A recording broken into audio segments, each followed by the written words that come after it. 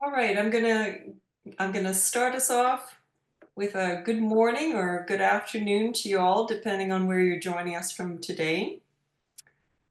Welcome to Reimagining AMR Awareness in Canada, celebrating the rebrand of AMR Aware Canada campaign. My name is Harpa Eastfeld-Keeley. I'm a project manager with the National Collaborating Centre for Infectious Diseases, or NCCID for short. And as you may know, we are funded through the Public Health Agency of Canada to support knowledge translation. We promote the use of research and other knowledge to strengthen public health practices, programs, and policies in Canada. Before we begin, I would first like to acknowledge that NCCID is hosted at the University of Manitoba, which is situated on the ancestral lands of the Anishinaabe, Anishinaabe, Dakota, Dene, Nehethawak, and Innuit nations. It is also in the heart of the Métis Nation. At NCCID, we strive to honor the lands and their original caretakers in our work, and we are committed to working with our partners toward reconciliation. So moving us along to our next slide, today's program aims to prepare us all for World AMR Awareness Week, or WAAW for short. The purpose of that week, which runs from November 18th to 24th, is to raise awareness of the importance of appropriate use of antibiotics and other antimicrobials, as well as infection prevention. We build awareness of the threat antimicrobial resistance, or AMR, poses for people, animals, plants, and our shared environment. We have a busy hour ahead with lots that we're excited to share today. We'll open with an address from Dr. Yoav Kainan and follow that with some background on our campaign. Next, we'll dive into our campaign messages with the help of our collaborators today. From there, we'll share our excitement of revealing a redesigned website, and then we'll walk you through our campaign kit. And we'll follow that up with information on Go Blue activities, and we'll close out the hour with some time for a Q&A and wrap up. So moving on to housekeeping, I just want to cover a few key points. First, our event, as you see, is being recorded. We'll share it with everyone registered and posted on NCCID's YouTube account, and that's Center Infection. Participants' mics are muted to reduce distractions during presentations, but we have two channels open to you all. First, if you have a question, please add it to the Q&A pod. We'll try and respond to as many questions as possible during the hour, or at the end of the hour, sorry. Secondly, if you have information to share with everyone, like your activities for WAAW that you're promoting, please add that to the chat pod. So you'll find both the Q&A pod and the chat pod controls in the bottom menu of Zoom, and you can open and close those two pods yourself at any time. If you have technical questions, here's Zishan Kadar's email appearing on the screen there for you. So now I'm going to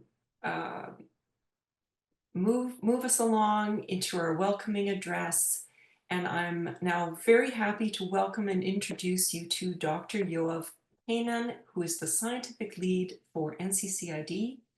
He is a professor of medicine with departments of internal medicine, medical microbiology, and community health sciences at the University of Manitoba, and head of the section of infectious diseases.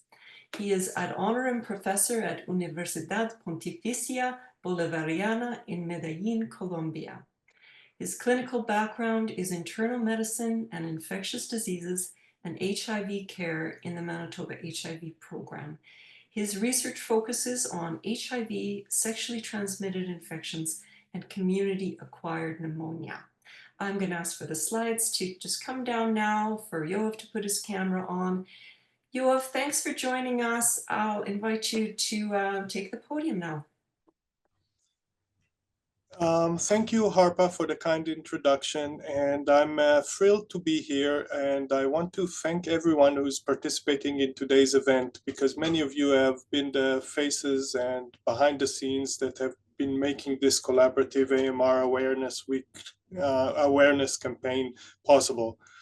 And some of you that are joining us and have not participated, welcome, and hope there's something for you to learn today. Many of you who are here are already convinced and understand that AMR is a critical global public health problem, but one that is still underestimated and poorly understood in Canada. Public survey conducted by Public Health Agency of Canada shows about the knowledges of AMR perceptions, as well as the use of antibiotics was released in 2022, and it shows that we have work to do in explaining what AMR is and what the risks are and how to appropriately use antimicrobials. A panel of experts that reviewed in Canada the use of antimicrobials found that a quarter of patients are already receiving antibiotics for organisms that are resistant to the first-line medications, and that an estimate of 5,400 Canadians die each year due to AMR-resistant infection. This is likely an underestimate. It is anticipated that by 2050, these figures are expected to grow to compose 40% of infections requiring treatment that is beyond the first line and accounting for more than doubling of the mortality to around 13,700. Globally, it is estimated that 5 million deaths are attributed to antimicrobial resistant organisms, and the WHO has ranked antimicrobial resistance as one of the 10 top public health and global priorities. Working in a clinical setting, I see the consequence of AMR on a personal level. And for example, at the moment, I'm speaking to you from one of the care hospitals in Manitoba, and before coming to this talk today, I reviewed the list of patients that I'm following as an infectious disease service, and more than a third of them have organisms that are causing infection that are resistant to first-line antibiotics. An extreme example that I want to share is an individual who is receiving antibiotics where the antibiogram testing for resistance to different kinds of antibiotics does not have any antimicrobial that is available for which the organism remains susceptible, making it a complicated process of getting antimicrobial therapy, and it is associated with not so good outcomes. The Auditor General reviewed Canada's response and published and presented parliamentary information about the response to antimicrobial resistance. And the response, it is clear from the Auditor's General report that it needs a coordinated response that is sustained over time. However, we are still lacking in a response that has clear timelines, deliverables, accountability, and sufficient funding. So our roles, your roles, are to get better insights into AMR. Those are important, and building greater awareness of AMR, which is the reason we're all gathered here today, it's because it is a problem that we cannot solve by one setting, by one sector. It will require work that is collaborative across multiple jurisdictions, and we are going to be measured in our success by our weakest links. So expansion of antimicrobial stewardship programs and access to antimicrobial awareness needs to be broad, and for that we need a network. In Canada, we have the Pan-Canadian Action Plan for AMR led by Public Health Agency. It outlines many priorities, but the main take-home message is that it will require coordinated action across sectors and across people in many roles. The necessity of working together to address and combat antimicrobial resistance became clear in shaping the campaign that we're celebrating today. Back in 2016, we held a roundtable meeting on AMR that included 50 leaders and experts from across the country, and we heard calls for a robust government-funded national campaign. As we forge forward and learn more from one another, we've to reimagine the vision from bottom up, which you will hear more about today. The network has grown dramatically. People are, who deeply care about AMR and realize the importance of educating and addressing antimicrobial resistance and are aware of the potential consequences of not doing so are involved in this network through our grassroots collaborations. We are excited to come together as AMR Aware Canada, and we continue to build our resources and grow our community. We invite all of you to be part of this work, part of this advocacy, and in the presentations to come, hopefully we'll provide some ways for you to understand or to have ideas of how to move forward and some key messages. Thank you. Thank you, Yoav, for those thoughts and for the support you provide and that call to action you've given us all today. I'm going to ask the slides to go back up now, and we'll move on to the next to look at a poll, because we want to hear from all of you today. So we've prepared this this poll question. Zishan, you can launch the poll now. And we want to know, are you participating in World AMR Awareness Week? And this could mean you personally or your organization, so I'll leave it to you to interpret that as you like. And I'll just give it a little more time for everybody's to weigh in with their votes there, or sorry, their responses. Really good. Okay. Thank you. And now we'll close the poll and share the results. Well, we have half of you saying yes, and we have some maybes, a quarter of you are maybes, and maybe we can help change that today to yeses if we give you some ideas and resources. And for those of you who are participating, excellent. And if you're hosting activities, launching initiatives of your own, or having some new resources, please, now is the time to share in the chat any content there, and we can all explore the chat for what others are doing. But we will also roll that up to a document that we are going to share with everyone who registered to this event, so everyone will receive that. Okay, so I want to move on now to just giving you a little bit of an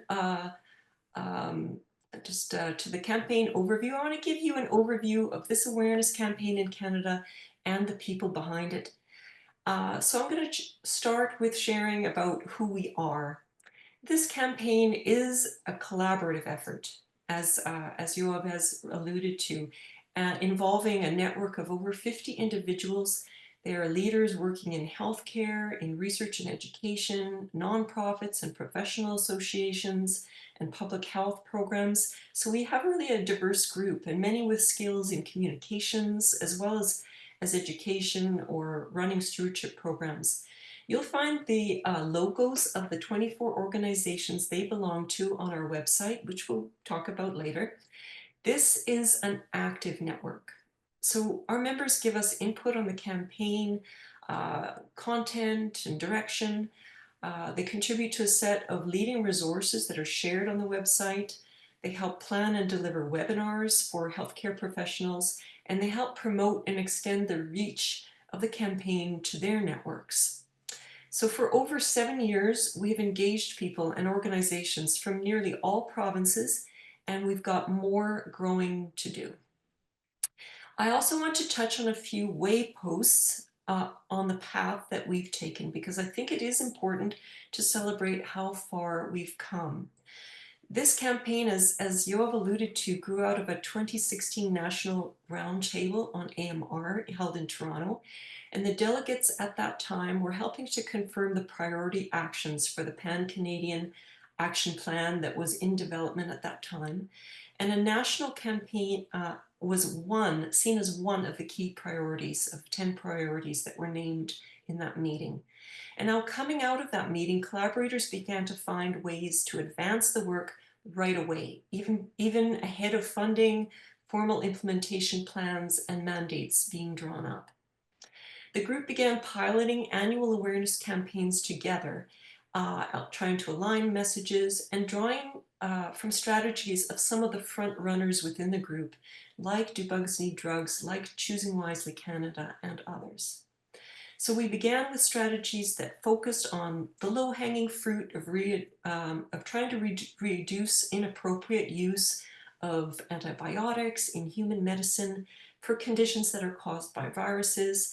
And as we moved along, more emphasis worked in about the importance of infection prevention. So the strategy directs messages to a few audiences in parallel, like patients and prescribers both gain information, and that becomes mutually reinforcing. Both start to know, have a clear message of what their role is, and maybe help to keep each other on their toes a little bit by raising questions about treatment necessity and alternatives.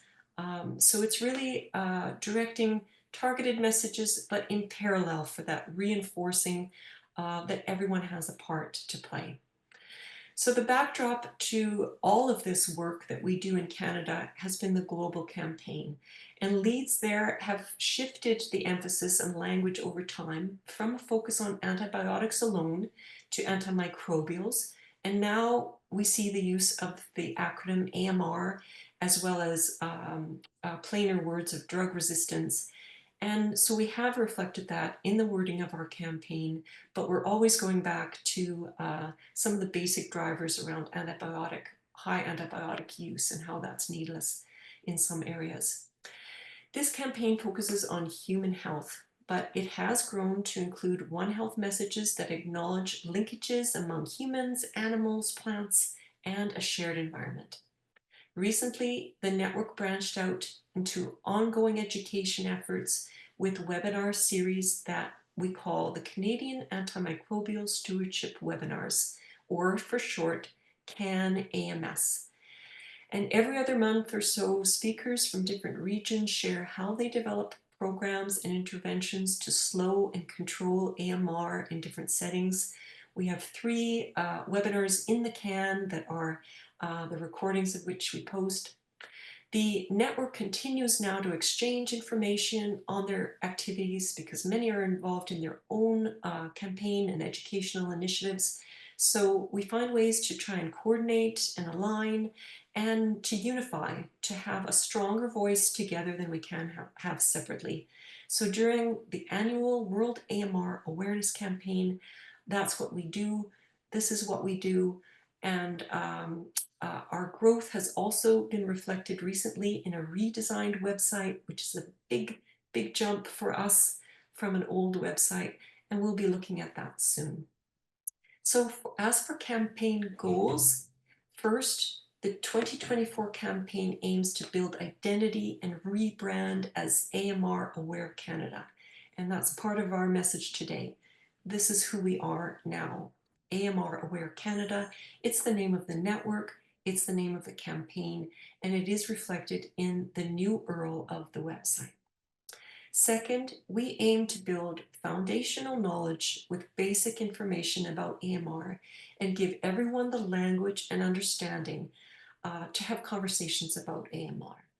The messages for those basic points, the 5 things to know about AMR, reflect the collective knowledge of the network, but also some recommendations drawn from agencies like the World Health Organization and Wellcome Trust. They've developed, the Wellcome Trust has a report, Reframing Resistance, with some recommendations about how you speak to public. So we've drawn in some of that into how we, the selection and prioritization of messages. And the priorities were also informed by some of the findings of the Public Health Agencies of Canada's Public Opinion Survey from 2022. If you've not looked at that survey, we have a webinar on the NCCID's website that we've shared in the chat that gives you more background on that. And now let's dive into the key messages 5 things to know about AMR. We'll advance to our next slide. This gives you our launching off point. So some of our collaborators are here today to help us introduce the key messages, the so-called 5 things about AMR. And this is information everyone can have, learn, and share. The messages can be shared with students, professionals who can post it to educate others, the public, patients. So the hope really is that these things become common knowledge and a starting point for more conversations about AMR and how to help control it. So now I want to invite all our presenters, our collaborators to come, some of our collaborators to come on camera now, all 5 of you.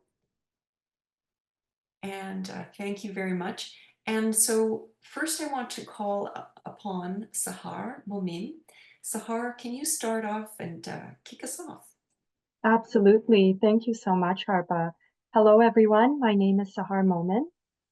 In Canada, we live, learn, and work on traditional Indigenous territories, and CNA acknowledges that the land upon which each of us is joining this meeting is and continues to be the home of diverse First Nation, Inuit, and Métis peoples. This acknowledgement is made with the recognition that nurses have a responsibility to learn the harsh and devastating impacts of colonialization. And I am currently joining you from Treaty 5 territory, which is Penetanguishene, Ontario, where I work as a policy lead for the Canadian Nurses Association. I support the AMR Aware Canada campaign, and the one thing about AMR that I want every Canadian to know is that bacteria and other microbes are developing resistance, reducing our options for safe and effective treatments, and this is happening faster than new drugs are being developed. This is important as a point because nurses in all regulated categories and across all practice settings play a critical role in antimicrobial stewardship. They educate patients about proper antibiotic use and the risks of AMR. They implement infection prevention and control measures and accurately administer and monitor antibiotic therapy. Nurses play a vital role in interdisciplinary collaboration, working closely with physicians and pharmacists to optimize antibiotic prescribing and use. By participating in antimicrobial stewardship programs, nurses can help identify appropriate and inappropriate antibiotic use and contribute to the surveillance and reporting of effects, which can help track the emergence and spread of resistant organisms. Thank you all, and I'll hand it off to Kim. Thank you, Sahar. Yes, I'm Kim Neudorf. My home is Prince Albert, Saskatchewan, Treaty 6 territory and homeland of the Dakota, Lakota, and Métis. I'm a volunteer advocate with Patients for Patient Safety Canada. Patients for Patient Safety Canada supports the AMR Aware campaign. And the one thing about AMR that I want every Canadian to know is this. Infections caused by resistant microbes are difficult, sometimes impossible to treat. Resistant infections can lead to longer hospital stays, more visits to the doctor, and other treatments that cost more and cause more side effects. Patients for Patient Safety Canada is the only patient-led Canadian organization dedicated to patient safety, and we strive to prevent all types of harm. We also strive to support all those impacted to heal after harm. We want to ensure that patients and families are partners in safety at all system levels. We listen to patient and family stories and unite our members to advocate for safety. There are patient stories of treatment for relentless AMR infections that cause disfigurement, stigma, loss of dignity, loss of function, loss of hope and joy, and loss of life. Most recently, I think of someone who enjoyed journeys across North America. This person's roughest and longest journey was the last one. As a result of a resistant microbe and sepsis, one limb was amputated, there was functional loss in a second limb, and several other life-altering effects. Not to mention the suffering and emotional toll this took on all who cared about and provided specialized care for this person. This final journey started with treatment in a healthcare facility. and ended tragically over a year later while still in a healthcare facility and far away from home. It was costly on many levels. Patient Safety Canada promotes a holistic view of safety and harm to include physical, psychological, cultural, spiritual, financial, and more. Those stubborn infections caused by resistant microbes can be especially traumatizing, often targeting the most vulnerable. Awareness and education are first steps, and infection prevention at the personal, professional, and system level is the next step. These efforts require trust, patient-focused resources, and tools that empower us and enable us to act as partners to reduce AMR infections. It also includes building our understanding of how to live with an AMR infection or colonization when we are directly infected. So that's what I want every Canadian to know. On to you, Nick. Thanks, Kim. Good morning or good afternoon to some of you. My name is Nick Smith. I am the project manager with the Community Antimicrobial Stewardship Program at the BC Centre for Disease Control. And I'm privileged today to be joining from the traditional, ancestral, and unceded territories of the Coast Salish peoples, including the Musqueam, the Squamish, and Tsleil-Waututh Nation. One thing that I would like everyone here to know about AMR is that unnecessary antibiotic use is a major driver of antimicrobial resistance, but that there are safe ways to use less. We know that most sore throats, coughs, and colds are a result of viral infections and are best treated through symptomatic treatment of plenty of rest and fluids. But at the same time, we also know that antibiotics are still often prescribed in these situations. And so much of that prescribing is unnecessary. I'll also add that there's a growing evidence base that shorter courses of antibiotics are often just as effective as longer ones for many indications. And so sometimes 5 or even 3 days of antibiotics is all that's needed to effectively treat an infection. And so, we're learning that longer courses of therapy are also contributing to unnecessary use of antibiotics and antimicrobials. So why is this important? Well, the fact is that any antibiotic use creates the conditions for natural selection and the potential for resistance to develop. And that makes it even more important to ensure that we're being judicious with our antibiotic use and work to try to eliminate unnecessary prescribing as much as possible. Our team at the BC CDC works very closely with prescribers and with public audiences to raise awareness and educate on unnecessary use of antibiotics in our communities. And it's vital that both of these broad audiences are aware of the widespread unnecessary use of antibiotics and the consequences of this. So for practitioners, it's important to ensure that they have the tools and the resources needed to allow them to safely prescribe according to latest evidence and in line with guidelines. And for public audiences, it's vitally important to understand the reasons why you as a patient may not receive an antibiotic prescription if your care provider suspects, for example, that you have a viral illness. And I think for everyone, it's crucial to understand that reducing unnecessary antibiotic prescribing and combating the rise of drug-resistant infections is a shared responsibility, and we all have our part to play in that. And so with that, I'll thank you all for joining us today, and thank you to the organizers for inviting me, and I will pass it on to Nalini. Thanks, Nick. Hello, my name is Nalini Agnihotri. Today I join you from Halton Healthcare, Ontario. I would like to begin with making a brief land acknowledgement. As you know, Halton Healthcare recognizes that our hospitals and community-based services are provided on the treaty land and territory of Mississaugas of Credit First Nation. We would like to acknowledge that this land is the traditional territory of the Huron-Wendat and the Haudenosaunee. Here at Halton Healthcare, I am one of the infection control professionals and also representing IPAC Canada for this group. I totally support AMR Aware Canada campaign. And the one thing about AMR that I want every Canadian to know is preventing common infections like cold, flu, and COVID also help AMR. By adhering to infection prevention and control practices, routine practices, and public health measures, we can prevent incidents of infections, which can reduce the antibiotic use and therefore reducing the emergence of antimicrobial resistance.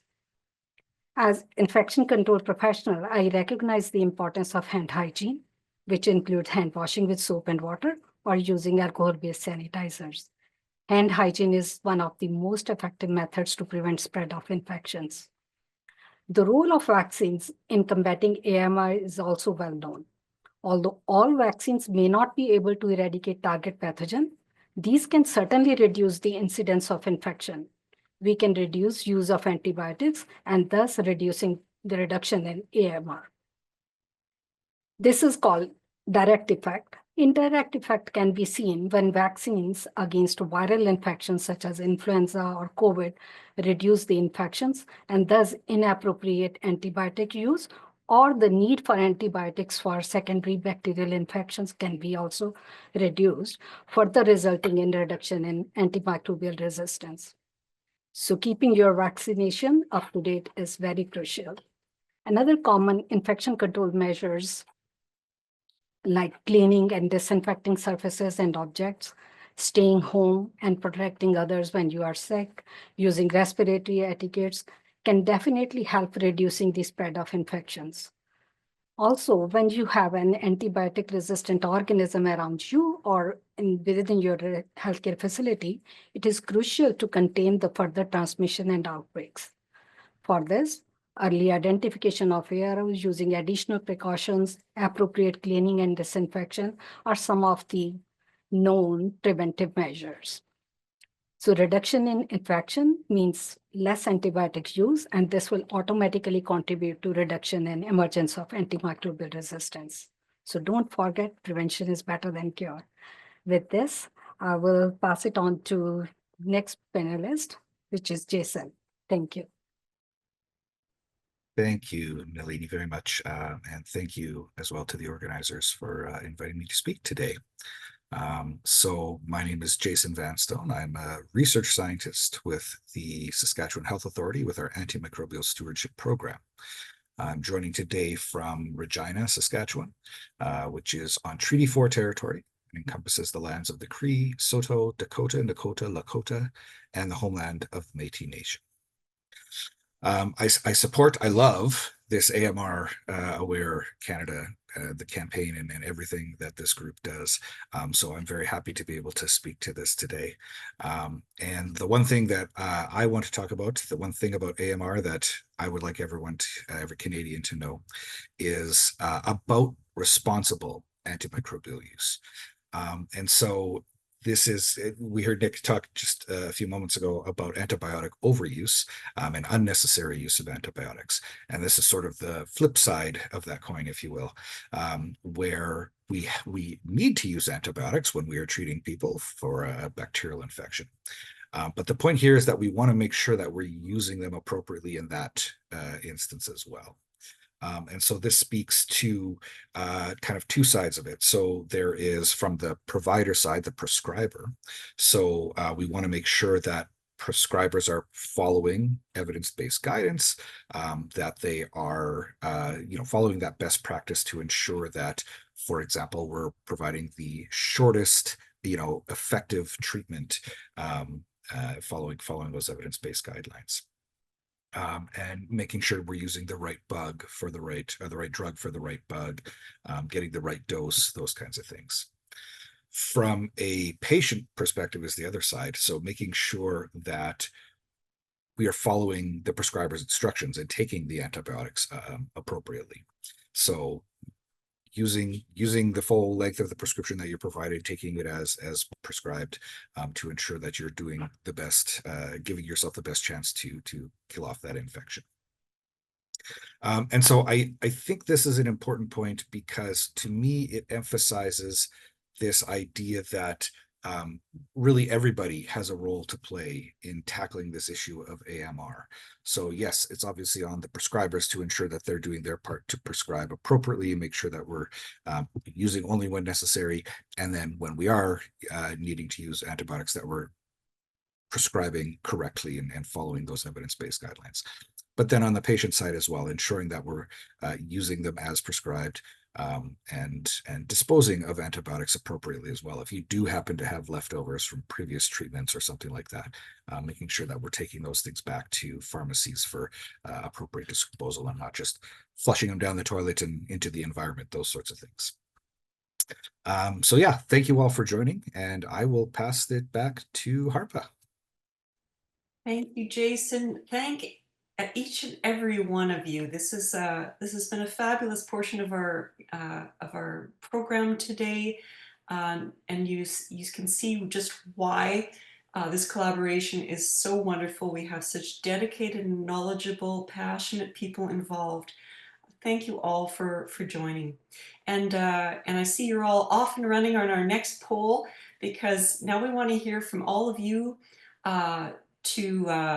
You know, which of these 5 things would you share? Maybe you've been convinced by one of the presenters. You can choose more than one. So now we'll just give you a moment, complete all that, vote, and now we'll end the poll and post that result. So, front runner is prevention. Boy, we like to see that. Really upstream, working upstream. I think we've learned a lot during certainly the pandemic, and some transferable lessons from that. Also about antibiotic overuse, and pretty well tied or almost as responsible use. Of course, AMR effects, and Kim spoke so eloquently about some of the patient effects, and we know that we still have work to do on what is AMR in many of our audiences. So thank you everyone for taking part in our poll, sharing your preferences. And now I'm going to, we can just close the poll out, and we're going to go on to, and I'm going to invite Amanda up, and we can take down our slide. Amanda, I'm going to ask Amanda to join us. Amanda is a community researcher, activist, and writer. We are thrilled that she has come on board once again as communications specialist for NCCID and the AMR Aware Canada campaign. Thank you very much, and take it away, Amanda. Okay, thank you, Harpa, and hello, everybody. Just going to share. Okay. So today we are celebrating the launch of our new website. We have an updated and refreshed look that you can find both in French and English languages, with a design that focuses on accessibility and functionality. Throughout the site, you'll see this emphasis on chat bubbles, and it's to reflect our vision and the conversations we're having to foster more AMR Aware Canada. Our website includes resources, stories, and webinars. Just going to go to our resources page. And we've built in ways for people to engage with the site. And as you see on our resource page, that includes filters at the top for you to find particular resources. When you scroll to the bottom, you'll see this place where you can submit a resource so that you can submit something that you would like to see on the website.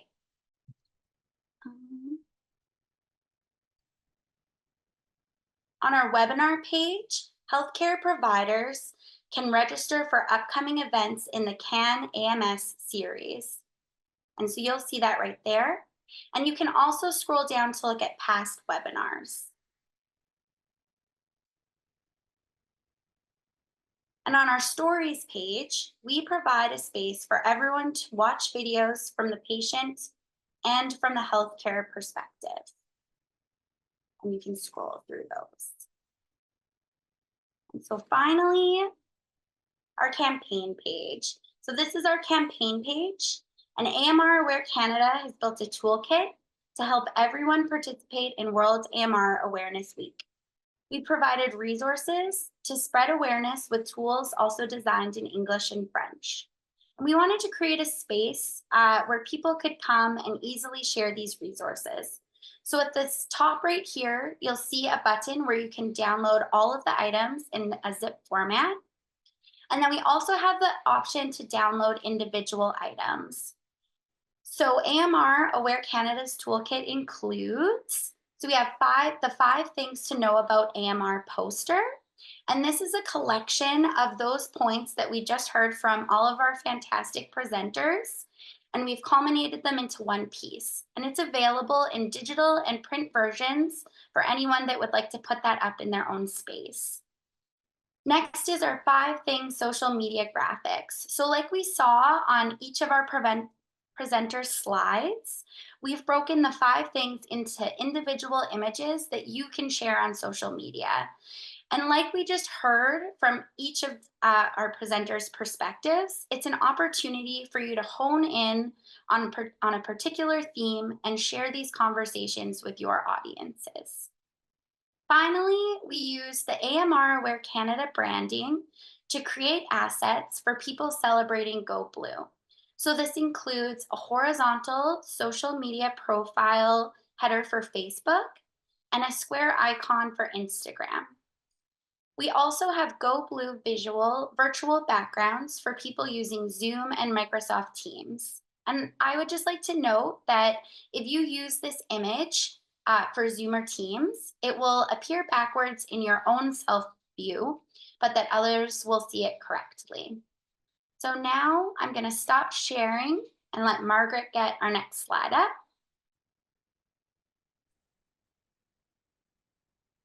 And in the meantime, I have gone blue.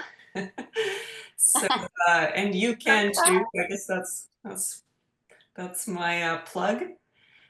And just to clarify for people too that Zoom doesn't necessarily play nice with our website, but you'll be able to go and visit it in all its splendor there under amraware.ca. So thank you so much, Amanda, for walking us through. And yeah. Thanks, Harpa. And I just have a few notes on Go Blue. So Go Blue is another way to celebrate the global campaign during World AMR Awareness Week. And the WHO encourages people to light up landmarks, wear light blue, and use the color to go blue for AMR on social media and in-person events. And last year, our collaborators helped to light up 58 landmarks to go blue throughout Canada during the week. This year, we hope to surpass that goal as we light up landmarks on November 24th using the hashtags, hashtag Go Blue for AMR, hashtag antimicrobial resistance, and hashtag AMR. And that's it for me. So thank you for listening. And back to you, Harpa. Thank you, Amanda. That was wonderful. And we will be coming back to now to a Q&A. So if you have any questions, this is your time to type in our chat pod your questions. So we direct you there instead of the chat for any questions. And you'll have an opportunity to upvote any questions that that you see that you like from others. And so yeah, we'll just go to our Q&A now and take a look. We have no questions posted, so I think that, oh, we do. Sorry, I spoke too soon. Do you want me to read that out for you, Harpa? Thank you. So this is from Reza.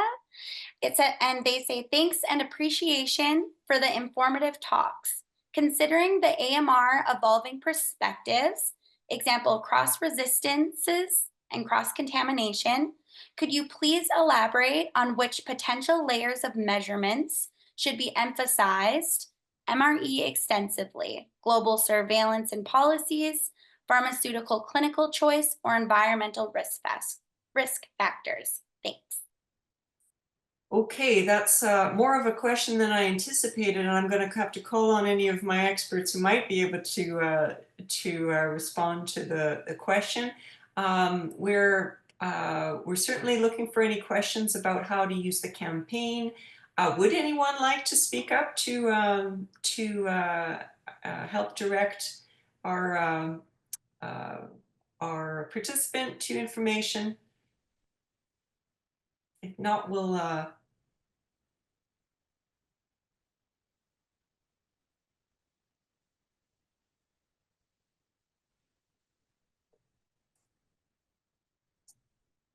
any other?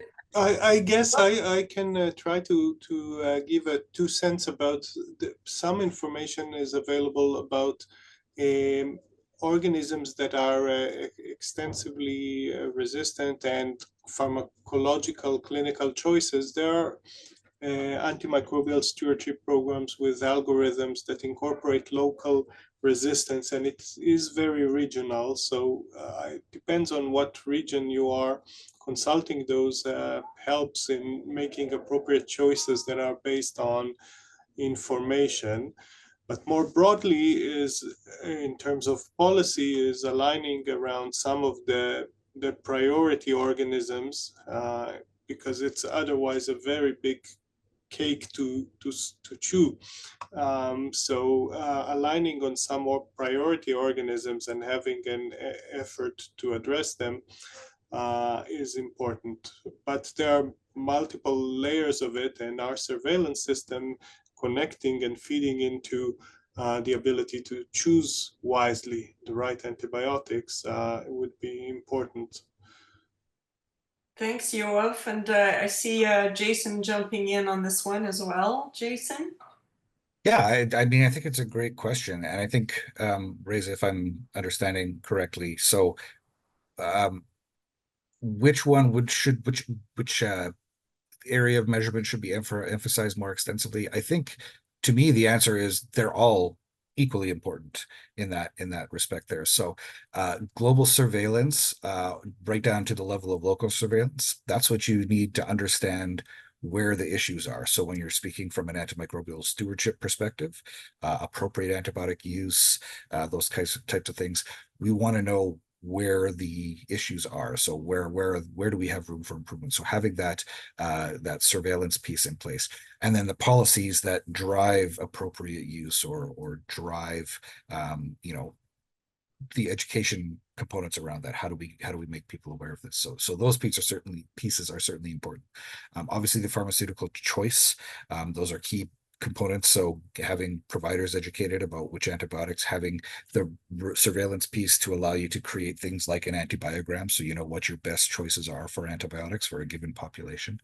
And then the environmental risk factors are important too. So that's just an important piece to know, again, kind of what your antibiogram looks like, what kind of things are going on in your world that might contribute to risk factors. So if you're talking about a hospital versus people at home with their pets versus people who work on a farm versus, those kinds of things, where those risk factors are for what types of infections you might be prone to and what kind of resistance lives in those populations. So I think my answer would be they're all important, and I don't think any one can take off without the others being affected. Thanks, Jason. Okay, we got another question here from Carly.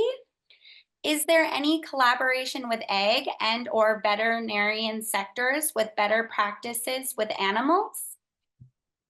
Oh, and Reza said, appreciate the explanations. Great. Yes, thanks for the question. This is something that we have over the years hesitated to go very deep on specific animal health work, because many of our collaborators have come from human health. We have broadened our messaging to acknowledge that wider framing, and we've begun some conversations, like with the Canadian Animal Health Surveillance System as one. We have some of our collaborators work in broader public health spaces as academics looking at One Health surveillance and that integration of information that we need. We're becoming aware of one-on-one campaign and the looking into one on a poultry from the poultry producers, and actually I'll be looking to add that and reach out to them to add them to the allied campaigns on our site. So we've been starting to make some inroads, and we certainly have those conversations knowing that these aren't separate. Does anyone else want to pipe up from our panel about collaboration with ag or veterinary sectors that you're aware of? But it's certainly an area that we want to step into carefully to not take over that space, because there are some appropriate leads on that. Jason?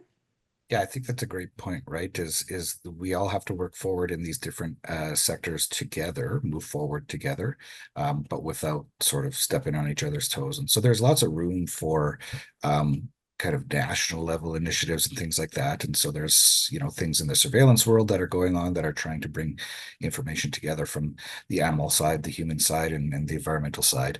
I can speak to, we were Nick and his colleagues in BC just hosted our Western One Health Antimicrobial Stewardship Conference, which brings together this One Health approach. So bringing together the players in those different fields to ensure that we're having these conversations together, that we are finding ways that we can cross-pollinate ideas amongst the different sectors and bring that forward to the relevant stakeholders in each of those worlds. So yeah, I think there is absolutely collaboration going on.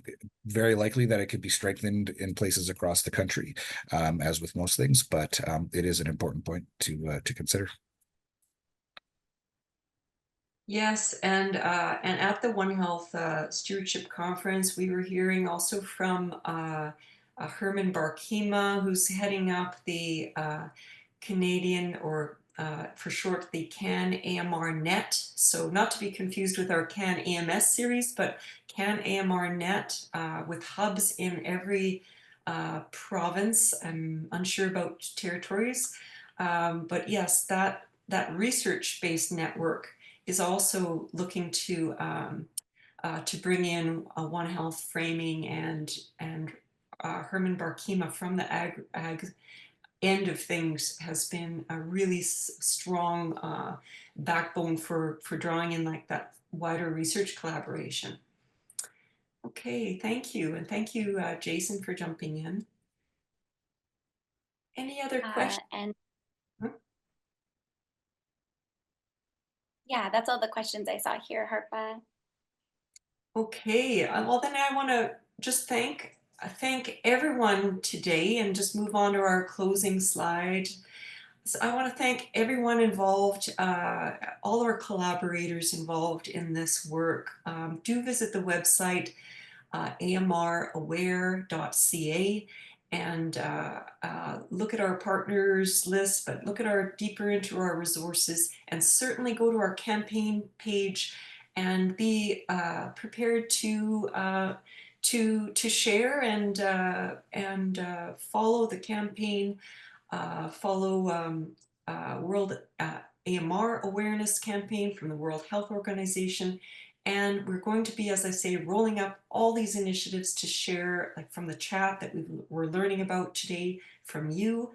So you can stay tuned for an email with a recording of this event if you want to share it with others who missed it, and a list of participants. With that list of participants' activities, you'll see a very quick survey with 3 questions that serves as a little bit of an evaluation, but also provides a little bit of an opt-in for, do you want to receive some emails about future campaigns, years and next year, or updates on this campaign? We can also share information about the CAN AMS webinar series. So if you want to opt in for emails, you can do so in the email coming, and by following the link in the email coming out to you after the weekend. And you can contact NCCID at any time, and that's our email address. So thank you, WAAW. Thank you for my team at NCCID, Amanda and Zishan. Thank you for all our collaborators presenting today. Fabulous presentations from Sahar, Kim, Nick, Nalini, and Jason. And thanks for joining us today, and goodbye.